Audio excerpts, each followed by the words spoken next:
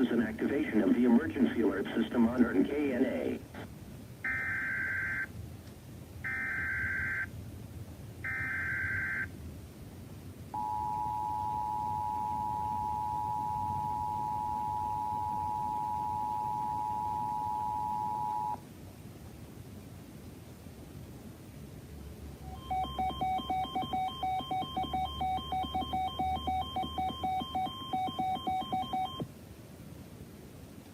The National Weather Service in Lubbock, Texas has issued a severe thunderstorm warning for northwestern Hall County in the Panhandle of Texas, northeastern Briscoe County in the Panhandle of Texas until 9 p.m. Central Standard Time.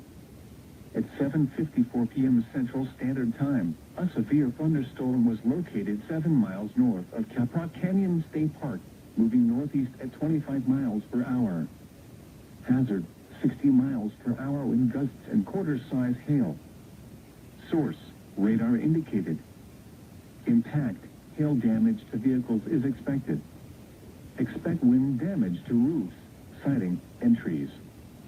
Locations impacted include Caprock Canyon State Park, Bryce, and Lakeview.